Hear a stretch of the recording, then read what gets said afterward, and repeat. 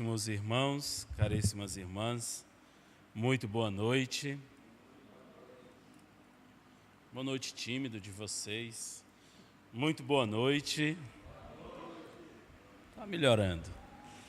Com a grande alegria, com a grata satisfação, que retornamos mais uma vez a esta casa, que já faz um bom tempo da nossa última presença aqui, e rever amigos como o nosso irmão Hermes e tantos outros.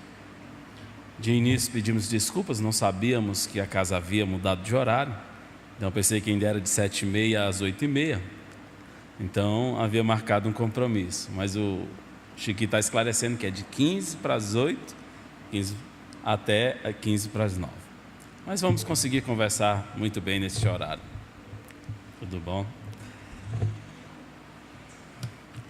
Recebe com alegria a dor que te renova, porque a tua prova é a tua alforria. São versos de Alta de Souza, poetisa, que ficou imortal pela psicografia de Chico Xavier. Ela que era natural do Rio Grande do Norte, de Natal, nasceu beneficiada pela lei do ventre livre, deixou apenas um livro chamado Horto, que tivemos a oportunidade de receber. Neste pequeno poema chamado Reencontro, musicado por alguns irmãos no sul do país, ela lembra nesse pequeno trecho: recebe com alegria a dor que te renova, porque a tua prova é a tua alforria. Dificilmente, nos lembra a companheira Ana Guimarães, professora Ana Guimarães, recebemos as nossas dores com alegria. O mais comum é reclamarmos ante as dificuldades, os problemas, as aflições, muito naturais no nosso dia a dia, no nosso cotidiano. Receber com alegria é quase que improvável para muitos de nós. Não sei se o retorno está muito alto. Não? Só o retorno. Então, meus irmãos, para nós, espíritos ainda em aprendizagem, ainda caminhando, difícil é entendermos assim. Poucos de nós, após um dessabor natural da vida, vai sair comemorando: puxa, hoje eu perdi o emprego, estou explodindo de alegria. Dificilmente. Ou então, olha, desencarnou alguém muito querido, estou muito feliz porque retornou ao mundo espiritual. Olha, amanhã eu vou passar por uma cirurgia, estou empolgadíssimo, e é uma cirurgia de risco. Dificilmente recebemos os nossos dissabores, muito comuns na vida de todos nós, assim, com esta naturalidade, ou quem sabe até com alguma alegria. Quase sempre é com muito e profundo pesar. Quase sempre lamentamos aos quatro cantos, e para quem quiser ouvir, contamos a história repetidas vezes, sem nos cansarmos, e algumas vezes com requinte e riqueza de detalhes. Jesus era muito sábio e ainda o é. No seu evangelho ele dizia uma coisa interessante: quando praticássemos o jejum, pudéssemos lavar o nosso rosto e tirar a poeira do caminho, pôr a melhor túnica e sair gritando hosanas nas alturas, para que ninguém visse nem observássemos que estávamos passando pelo jejum. Porque quase sempre era comum, naquela época ainda hoje é, as pessoas, muitos de nós, quando passamos por algum problema, todo mundo já sabe: lá vem fulano, coitado, está sofrendo tanto, tão sofredor, tão necessitado, todo mundo já sabe. E às vezes, esta é a postura cristã, muitas vezes alguns outros irmãos passam por dores e dificuldades e aflições muito maiores e ninguém nem sabe, sempre vê. Divaldo aqui conta, Divaldo Pereira Franco, que vai estar de novo na nossa cidade, por um seminário, lá acho que é no Sebrae, eu peguei hoje, no dia 27 de dezembro. Divaldo aqui conta que muitas vezes, após alguns processos, por exemplo, de dor, às vezes até cirúrgico, ele ia dando palestra, ou falava às multidões, e ainda hoje e quando sentia algum processo de dor, ele sorria, ou dava gargalhada, ou espirrava, para disfarçar a dor. E algumas vezes, uma vez ele conta que a questão de um braço, da sua dificuldade lá, e as pessoas apertavam justamente no braço que estava doendo, apertavam mesmo, e ele não falava, não comunicava. Chico Xavier passou por processos, todos nós sabemos, imensos, também não reclamava e não lamentava. Augusto, mas você está falando aí de Valdo Franco, Chico Xavier, mas existem muitos irmãos anônimos que também mantêm esta postura da resignação. Quase sempre, quando passamos por provas maiores, quase sempre a nossa postura, muitas vezes, ou expiação, muitas vezes é da reclamação ou da blasfemação, uma ou outra. De modo que vamos encontrar no Evangelho de Jesus um sem números de recomendações importantes para quaisquer problemas de dores e de angústias, e tão atuais, tão do nosso momento, porque na vida moderna e na vida de todos nós, passamos por dificuldades tão iguais, tão semelhantes, só muda mesmo o endereço. Nós líamos esta semana, notícia dos sites, que Bill Gates voltou novamente, ele sempre fica se revezando, mas ele voltou a ocupar a posição do homem mais rico da Terra, com um patrimônio pessoal um pouco maior de 72 bilhões de dólares. E Bill Gates escreve, em meados de 1992, um livro chamado A Estrada para o Futuro. E neste relato deste livro, e ele prevê muita coisa, uma das coisas interessantes que Bill previa naquela época, era que no futuro poderíamos parar uma programação ao vivo e sem se incomodar. Que no futuro falaríamos com as pessoas pelo telefone, uma espécie de telefone, e veríamos ela numa câmera do outro lado. Em 92 isso era novidade, não existia, saindo dos anos 80. E hoje a gente faz isso pelos diversos programas, aplicativos, na maior tranquilidade. E hoje as TVs em HD, você para lá, a programação ao vivo, vai fazer o que quiser, quando volta, inicia do ponto que você tinha dado pausa. E isto em 1992 era extremamente novidade. Pois então, Bill Gates fala lá no seu livro que em certa noite, está lá escrevendo, e relata da sua aflição e da sua solidão. Tanto é que nos anos 2000 ele criou uma fundação e hoje ele se dedica especialmente a esta fundação para preencher uma questão muito comum em todos os seres humanos da Terra: o vazio existencial. Bill deixou já em testamento mais de 85% da sua fortuna doada a diversas instituições, principalmente de pesquisas e de educação da criatura humana. Então está sendo útil à humanidade. Então, meus irmãos, vejam que o homem mais rico do mundo é dotado de um vazio existencial. Nós outros aqui, simples mortais, também não ficaríamos diferentes, porque há um ledo engano da grande parte de nós. Jesus, há mais de 2000 anos, vem preenchendo este vazio existencial da criatura humana. O grande problema é que a grande maioria de nós apenas passamos por ele, temos um leve encontro, um leve passeio, uma leve vista com Jesus.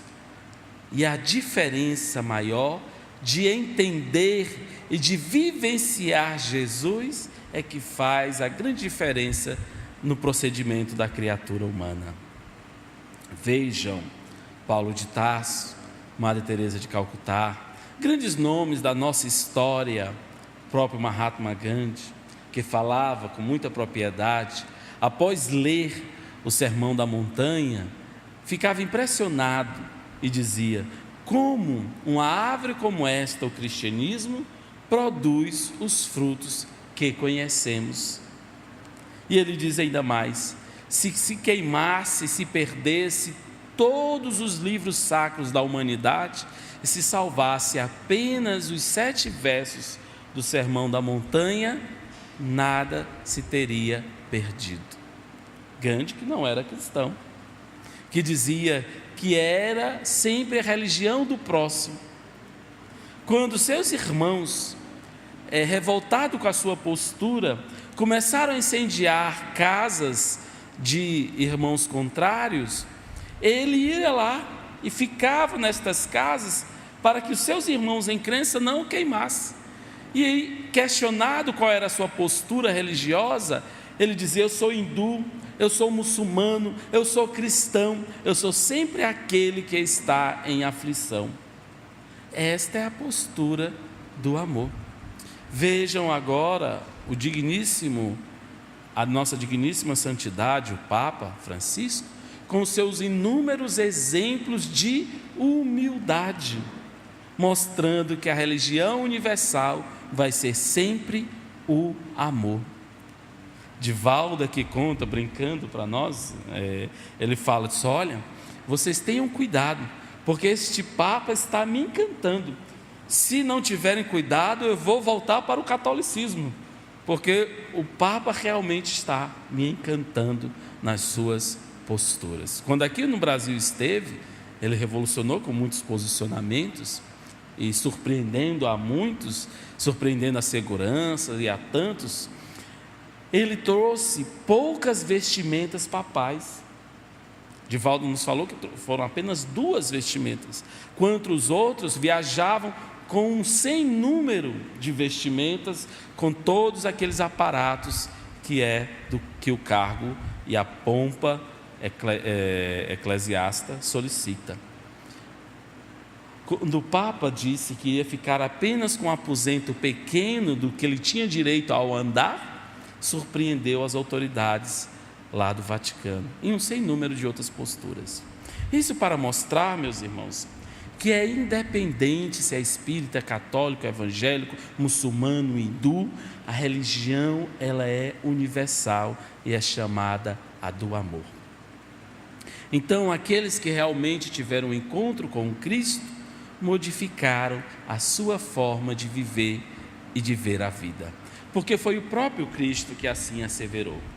Naquela manhã especial, quando ele começa a sua missão e sai das margens do Rio Jordão, após ser batizado por João Batista, que fica surpreendido porque o Cristo ali estava, e ele diz: mas sou eu que tenho que ser batizado por ti. E Jesus fala: para que se cumpra as profecias, batiza-te tu. E ele sai do Rio Jordão em direção ao mar da Galileia, ao pequeno porto ali perto. Quando anda no pequeno bosque, amando de Batista, Tiago e André seguem Jesus e solicita a oportunidade de segui-lo, os primeiros discípulos. Jesus está indo ao mar da Galileia, ao pequeno porto, para ter um reencontro com um amigo querido e muito caro ao coração, Pedro.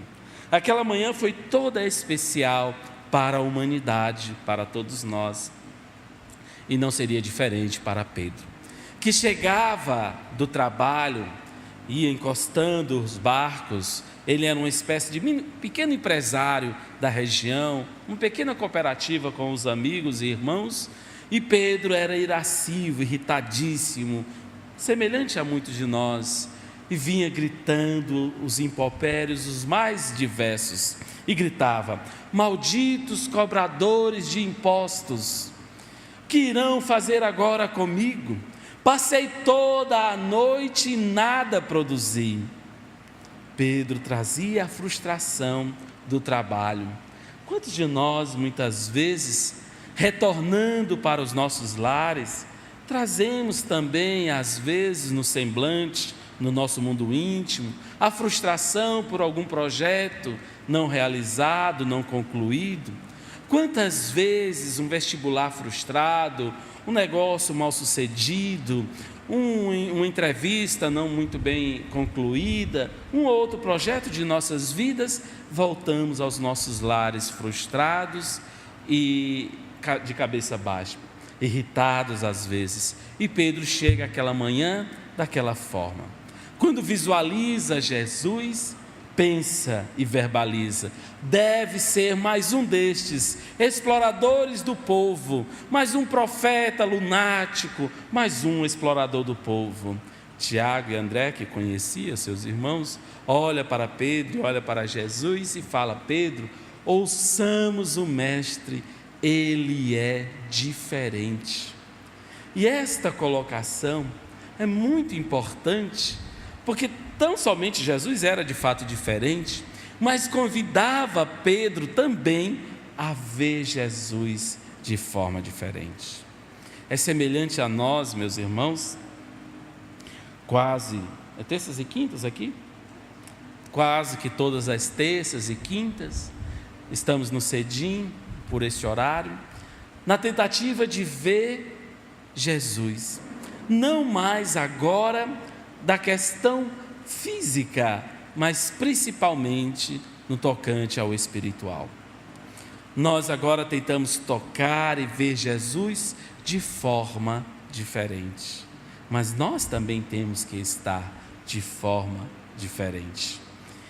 Semelhante a uma cura que se procedeu um pouco mais adiante. Pedro olha Jesus e diz, o senador Púlpitos Lentos, na sua carta, muito bem colocada em o romance histórico há 2000 anos, por Chico Xavier: ao olhar Jesus, relata o senador ao imperador, éramos obrigados a ter duas posições, ou amá-lo ou temê-lo, tal a força e a luz que ele irradiava. Pedro temeu naquele instante o Cristo, porque Jesus fala com muita suavidade, mas firme: voltemos ao mar. Antes explodiu em irritação, mas atendeu o pedido do Cristo. Meus irmãos, quantas vezes em nossas vidas esperávamos ouvir esta colocação de algum coração caro, de alguém que se preocupasse conosco? Às vezes até acontece, a mãe, o pai, vamos pegar aqui a mãe, que é mais geral. Quantas vezes nossa mãe já nos falou, em algum momento de queda nossa, já disse assim: meu filho, tente novamente, quem sabe desta vez você consegue. Meu filho, tente mais uma vez, quem sabe? Ou às vezes, eu sempre pergunto, algumas vezes entrevistando algumas pessoas, eu pergunto assim: quando você saiu de casa hoje, com quem você falou? Quase sempre é a mãe. A pessoa diz: com a minha mãe. E o que ela disse antes de você sair? Ela disse assim: meu filho ou minha filha, que Deus lhe abençoe, vai dar tudo certo. A mãe quase sempre faz isso, ou já fez na vida de todos nós. E Jesus é este amor maior que diz assim: tente novamente. Continua dizendo para cada um de nós. Quantas vezes a gente já saiu daqui ou chegou em casa, eu não vou me cedir mais não, esse negócio de cura lá, mal balela. A gente entra no passe, sai é pior. Às vezes eu vou entrar no passe, estou lá bem equilibrado, sento, estou lá na minha prece, olho para o passista e penso: ixi, esse daí é pior do que eu já até conheço, não vai ter resultado nenhum. E aí vamos quedando pelo pessimismo, muito envolto e ainda muito forte em nós. E Jesus disse para Pedro aquela manhã: voltemos ao mar. Pedro, junto aos outros amigos, amarra o barco, tira a âncora e vai ao mar. E Jesus diz uma coisa importantíssima, que era o que Pedro queria ouvir aquela manhã: joguemos as redes aqui. Ele aponta o lugar. Kardec vai explicar isso mais tarde, pela dupla vista que Jesus era detentor. Joguem as redes aqui. O resultado todos conhecemos. Foi grande a pescaria, que teve que chamar os outros barcos para que não afundasse. E quando chegam no porto, algo extraordinário começa a acontecer. É semelhante quando o padre Zezinho diz na sua música, no certo Galileu: e sua fama se espalhou e todos vinham ver o fenômeno do jovem curador. E Jesus e os discípulos já estavam alegres, ufanados com a cura, com aquela coisa extraordinária, e começaram a distribuir os peixes. Jesus solicita abrigo na casa de Pedro, ainda aquela manhã. E Pedro, alegre, feliz, porque Jesus naquele instante lhe ofereceu o peixe que ele queria, o que ele mais desejava, que era o peixe material, que pode representar o nosso maior desejo, o nosso maior anseio. Para muitos é a cura do corpo físico, para alguns de nós a cura da alma, que é o nosso maior objetivo. Jesus senta na antessala da casa de Pedro, que era muito comum as casas à beira-mar naquela época ter um grande recorte, uma espécie de abertura para que a brisa entrasse. Eram 2 pavimentos, o pátio mais em cima, e a multidão começou a se aglomerar. E Jesus começou o processo de cura que lhe deixou famoso, que foram as curas instantâneas. Porque muitos dos discípulos, dos seguidores, não querem apenas ver ou tampouco seguir o Mestre. Na verdade, muitos de nós queremos nos beneficiar do Mestre. Dizem os nossos maiores, os nossos benfeitores, que dia virá que entraremos nos templos religiosos, a nós, do nosso movimento, nos centros espíritas, não tão somente com a vontade de receber, mas principalmente com a disposição do servir, de fazer alguma coisa em favor do próximo, e assim, num processo quase que automático, a nós mesmos. E naquela manhã, Jesus começou a curar instantaneamente e começou o processo. De imediato, um paralítico que era conhecido na região foi trazido, carregado pela multidão que estava cada vez mais forte, cada vez maior. E eu digo sempre, no Evangelho, nós, projetos de cearenses, estamos lá muito presentes. Não sei se vocês sabem, um companheiro sempre fala, diz assim, que se reconhece um cearense em qualquer parte do mundo. Não é pela nossa particularidade fisiológica, física, não é por isso, é pela nossa postura. O cearense, quando tem sempre alguma multidão, algum aglomerado, sempre vem perguntar o que está acontecendo. Sempre assim, o mais gaiato, o mais enxerido, o mais que se apresenta, o mais alegre, o mais bem-humorado, somos nós. Então tinha um projeto lá. Aliás, o nosso companheiro Severino Celestino, que é alemão, um homem com nome desse, Severino Celestino, a gente brinca que ele é alemão, fala que o Ceará está na Bíblia. Ele disse uma vez, conversando com alguém, ele disse, olha, o Ceará está na Bíblia.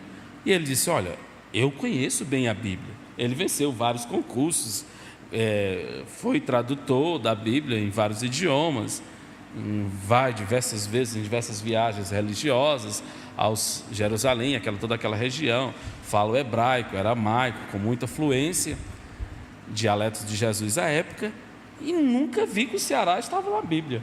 Ele disse, está lá sim, um companheiro lhe falava, veja lá, quando Jesus em Lucas diz assim, roguemos trabalhadores para o Ceará, porque o Ceará é grande. A Ceará, só uma questão de letrinhas e acento, mas de alguma forma o Ceará está na Bíblia, só acento. Então, meus irmãos, Jesus, naquele instante, estava fazendo as curas, e chega este paralítico, e o cearense lá diz: manda por cima, porque a multidão imensa, não tinha como entrar pela porta da frente, manda por cima, e esta maca é subida com muitos esforços, e vai passando pela carabóia de cima, e vai descendo. Quando desce, as mãos vão passando, o doente, o olhar do doente, encontra-se com o de Jesus. Eu fico a imaginar, meus irmãos, se tivéssemos hoje a oportunidade do nosso olhar encontrar-se com o do Cristo, o que diria o nosso olhar? O que falaria a nossa alma? Já que diz o poeta que os olhos são espelhos da alma, o que diria a nossa alma para o Cristo? E o que receberíamos em troca? O olhar do doente encontra-se com o de Jesus, e Jesus o surpreende, como surpreendeu a tantos e ainda hoje o faz.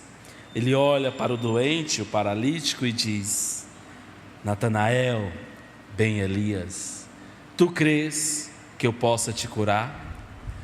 Natanael no chão treme e se surpreende: Senhor, tu me conheces? Tu me chamas pelo nome? Sim, Natanael. Tu crês que eu possa te curar? Senhor, se tu me conheces, tu sabes que há mais de 25 anos eu sofro retorcido nesta maca. Sim, Senhor, eu acredito. O Senhor impõe as mãos e diz: pois está curado, levanta-te e anda. Natanael, de súbito, começa a levantar, mas tomba e cai mais uma vez, vacilante na fé, semelhante a muitos de nós.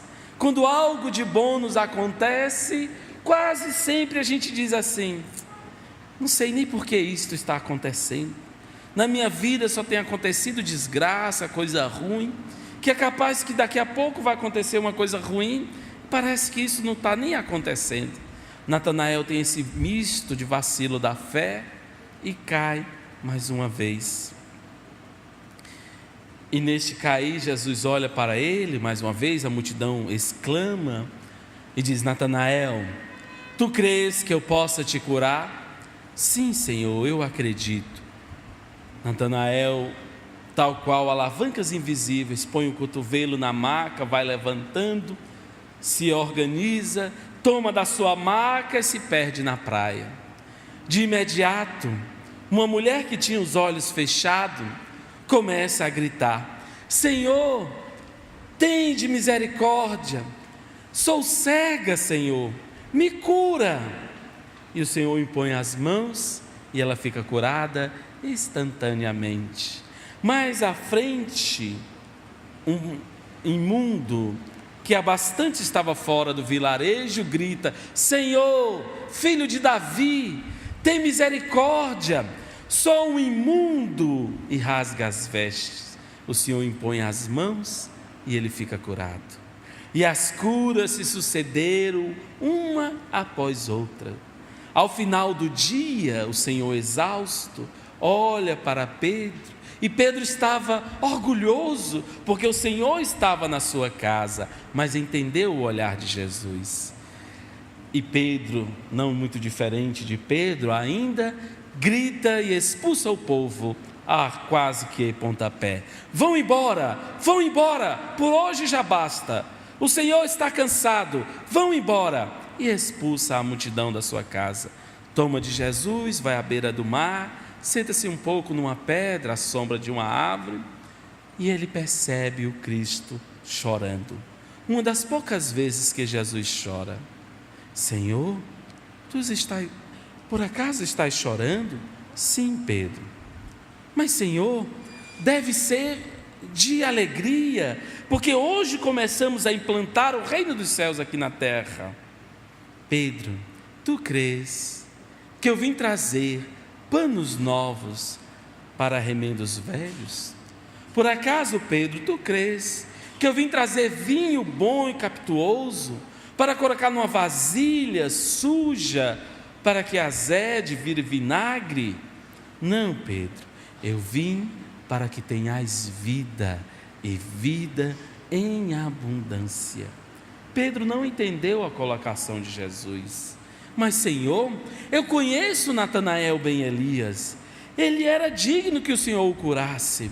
Eu mesmo, muitas vezes, alguns peixes não vendidos, deixei em sua casa. A mulher cega estava às portas da nossa cidade todos os dias na mendicância, pedindo um e ao outro. Eu também ajudei muitas vezes. O leproso, Senhor, este vivia à margem da nossa cidade, isolado de todos. Eram todos dignos que o Senhor curasse, um a um. Pedro, tu crês? Pedro, eu posso ver que agora, nesse exato instante, Natanael ben Elias, ao invés de estar gritando hosanas nas alturas, agradecendo a Deus a dádiva recebida, está num bar, bebendo com amigos e gritando aos quatro ventos: vede, ainda esta manhã eu era um paralítico preso à maca, retorcido. Foram 25 anos de prisão e o Senhor me libertou, e gozarei este corpo até a exaustão. Pedro, a mulher cega, está em casa com pensamentos de vingança contra a sociedade que não lhe teve misericórdia, marcando um a um que lhe fez o escárnio. E o homem leproso, Pedro, está deitado no leito de uma mulher equivocada, gritando aos quatro ventos: vede, eu era imundo, ainda hoje o Senhor me libertou. Irei gozar este corpo até a podridão, porque o Senhor me libertou. Então tu crês, Pedro, que eu vim trazer panos novos para remendos velhos?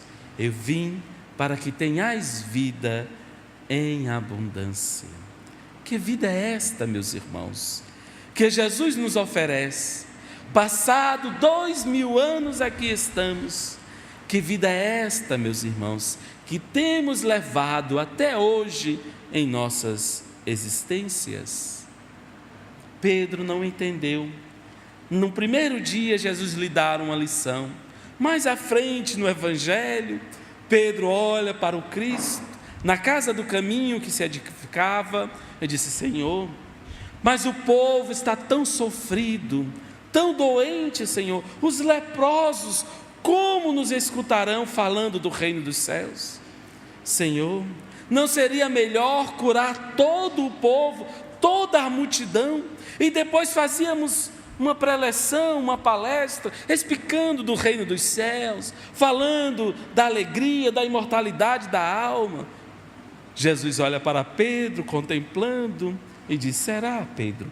Vamos fazer. Armemos uma tenda. Eu ficarei aqui curando e vocês organizando a preleção. Logo após as curas, irei falar aos doentes. E passou o Evangelho, a célebre parábola dos 10 leprosos.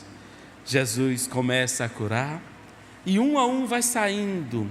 E Pedro, empolgado lá fora, vai falando: olha, o mestre irá falar do reino dos céus, de como conquistar a felicidade eterna, de como desprender da vida material, mas ainda vivendo nela sem pertencer a ela. O Senhor irá encantar-nos a todos com o seu verbo, com o seu amor e com a sua alegria. Aguardem um pouco, sentem aqui. E um a um desfilava a sua desculpa: Pedro, sabe o que é? Eu estou tanto tempo longe de casa que eu não sei como está a minha família, Pedro. Na verdade, no íntimo, pensava em suas posses e se foi.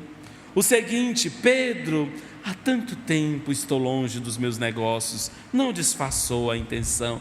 Preciso ver, Pedro, como está. Mais tarde, depois eu voltarei. E se foi. E todos os 10 saíram com as suas desculpas. Quando Jesus sai: Pedro, onde estão todos? Se foram, Senhor.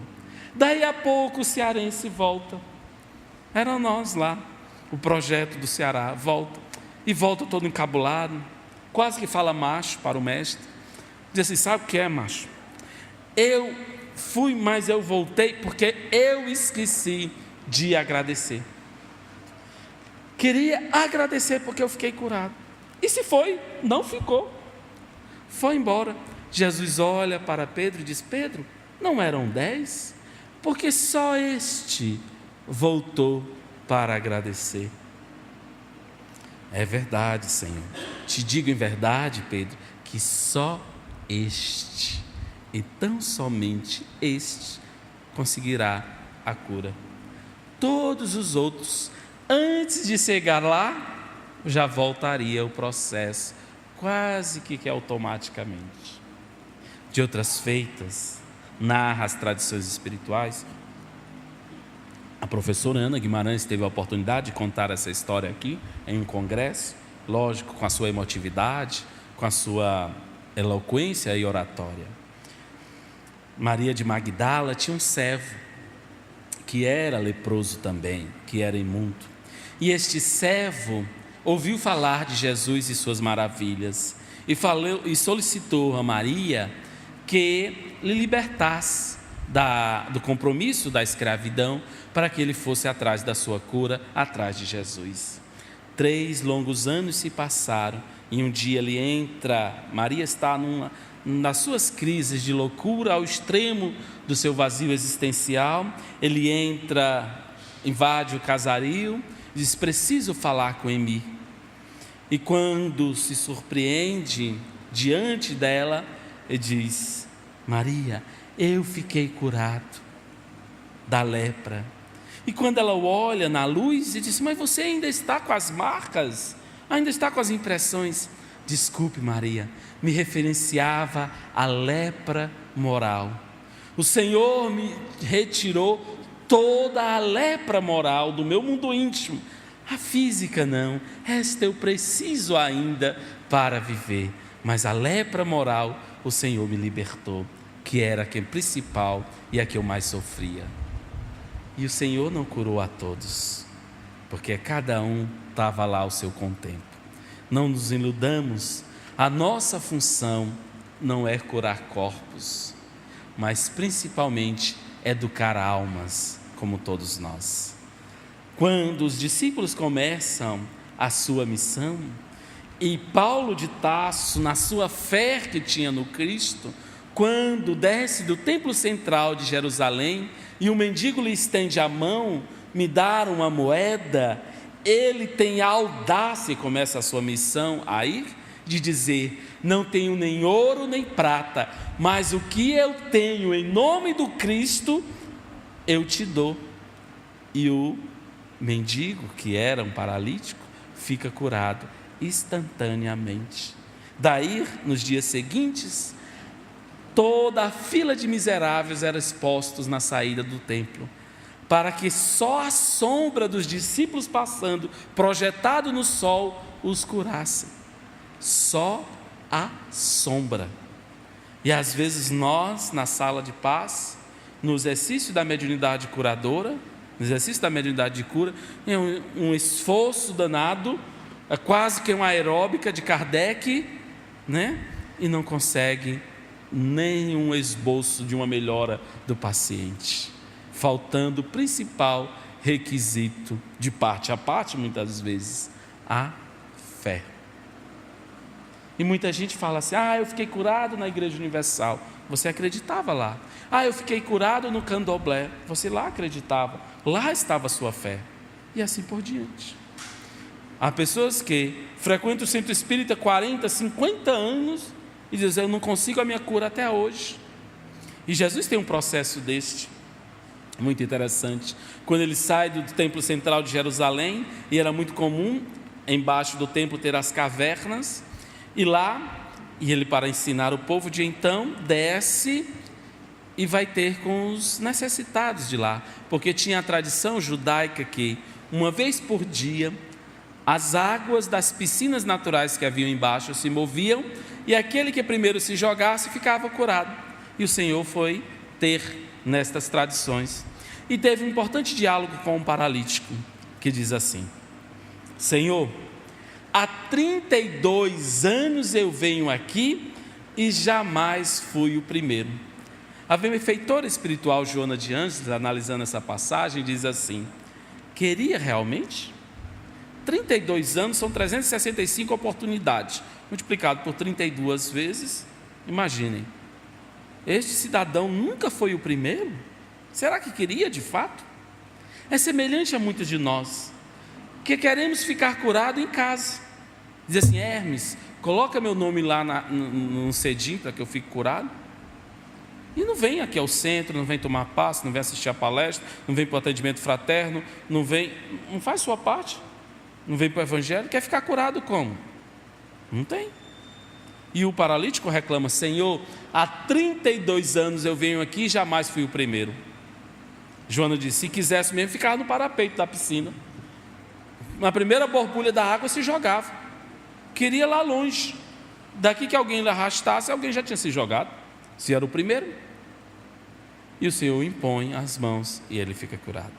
Mas uma das curas mais interessantes do Evangelho, a que mais me empolga particularmente, é da mulher hemorrágica, porque é de uma fé incrível, meus irmãos.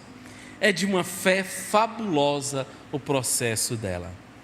Cansada, há mais de 28 anos tentando e gastando todos os seus recursos com a medicina de então, ela começa a ouvir as maravilhas do doce Rabi da Galileia, do Nazareno. Naquela manhã especial, saindo de Jericó, Jesus já tinha curado o cego, já tinha tido um encontro com Zaqueu e ele estava saindo da cidade. E um fato interessante acontece.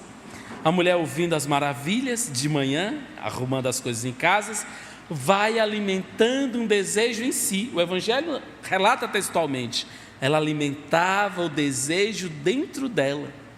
E ainda dizia, conjecturava: se eu tocar apenas na veste deste homem, eu ficarei curado. Olha que coisa interessante. A mulher vai e enfrenta a multidão. Jesus está cercado por todos e ela o toca.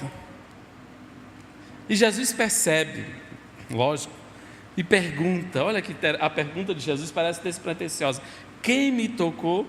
Pedro, que estava perto: ora, Senhor, estamos no meio do povo, todos te tocam. Olha aí, gente, textualmente em Lucas: alguém me tocou de forma diferente. Que forma diferente será esta, meus irmãos?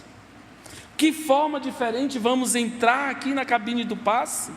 Será que será com os mesmos pensamentos derrotistas de sempre? Tem um axioma psicológico que diz: se queremos resultados diferentes, temos que começar a ter atitudes diferentes. Se a gente começa fazendo sempre tudo a mesma coisa, o resultado vai ser o mesmo. Não tem mágica para ser diferente. Para ser diferente, temos que ter atitudes diferentes. E começando do agora. Não é do ontem ou do amanhã, é do agora. O ontem já passou, o amanhã não nos pertence. É do agora. E a mulher o tocou de forma diferente. E a mulher se acusou, disse: foi eu, Senhor. Te digo em verdade que a tua fé te curou. Em Mateus vamos encontrar 25 citações disso, junto com a imposição das mãos. Só em Mateus. A tua fé te curou. Gente, hoje em pesquisas modernas da medicina, ficam curados com comprimidos de farinha aqueles que têm fé. Não estamos dizendo aqui para ninguém abandonar o tratamento. Não é isso. Estou falando em pesquisas, com bases, com estrutura toda científica, médica. Fazem-se pesquisas e observam que aqueles que tomaram placebo, o processo indutivo, conta Divaldo uma coisa interessante: o médico chega a um paciente com placebo, comprimido de farinha, que está com dores horríveis. Diz: olha, eu recebi esse comprimido na Europa, estão testando ainda, vou lhe dar só a metade porque é muito forte, você vai dormir profundamente, vai passar as suas dores. O paciente dormia profundamente com comprimido de farinha. E chegava para outros com medicamentos fortíssimos e disse: olha, não sei se vai fazer efeito. Não tem feito muito. O paciente ficava super excitado. Em pesquisas. Percebam o que é a disposição mental, que tem uma grande influência no organismo. E Jesus fala isso muito claro no Evangelho: vós sois deuses, sois espíritos imortais. O que mais me surpreende, o que mais me deixa perplexo: podeis fazer o que eu faço, que a gente não consegue fazer, e aí o que é pior para nós, e muito mais. Eu fico imaginando o que seria o muito mais. Se nós não conseguimos dizer a um paralítico de nascença: levanta-te e anda, a um cego vê instantaneamente, quanto mais o muito mais. O que será o muito mais, meus irmãos? Veja que Jesus deixou essa ordem para nós: podeis fazer o que eu faço e muito mais. Portanto, meus irmãos, percebam que no Evangelho são repletos os ensinamentos. O do servo do centurião, que Jesus fala: jamais vi tamanha fé em toda Israel. Senhor, eu tenho 1000 homens ao meu comando. Se eu digo vai, eles vão. Se eu digo vem, eles vêm.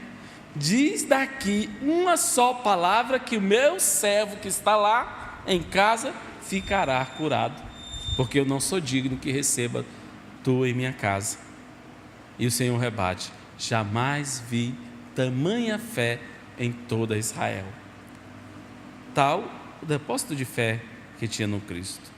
Como que anda a nossa fé, meus irmãos? Como que está? Onde está a nossa fé? Será que está no porta-luva do carro? No talão de cheque? Nos aglomerados de plásticos? Na conta bancária? Onde que está a nossa fé? Na ponta da caneta? Nos aglomerados de ouro e posses? Onde que está a nossa fé? Em que acreditamos? No Hermes? No Chiquinho? Em mim? Mas todos nós somos falíveis. Onde que está a nossa fé? Portanto, meus irmãos, o Evangelho é muito rico de lições e de curas maravilhosas, mas a principal e o objetivo dela é a moral e a do mundo íntimo. Aqueles eram os dias mais difíceis da vinda de Jesus.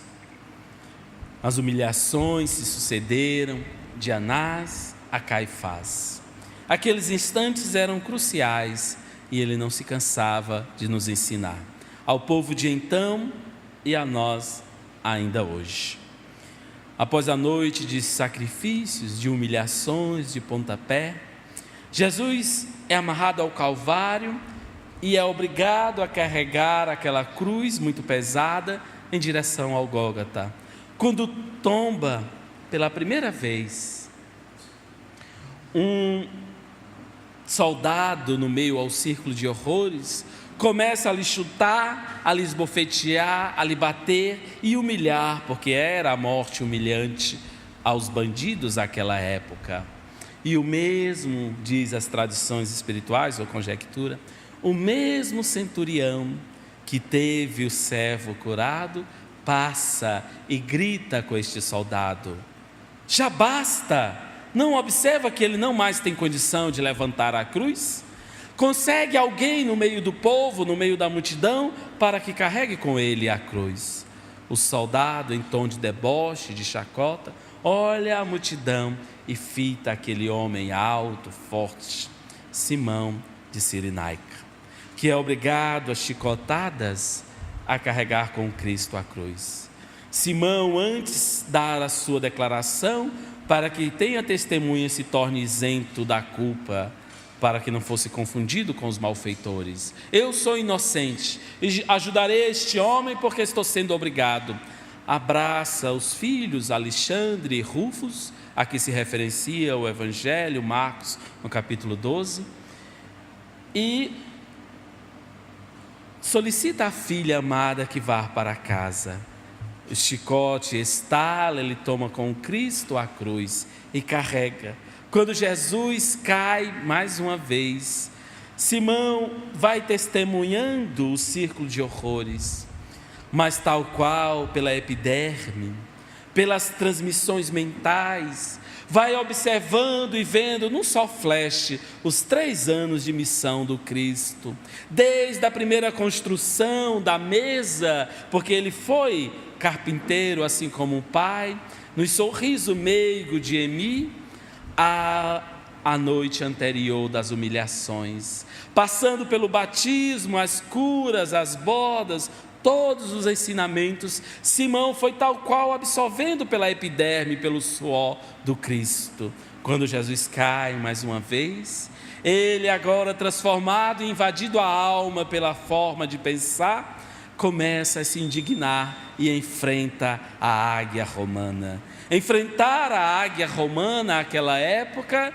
é semelhante desafiar hoje a maior potência bélica do nosso mundo. Era a certeza de morte na certa. Simão começa o processo de indignação.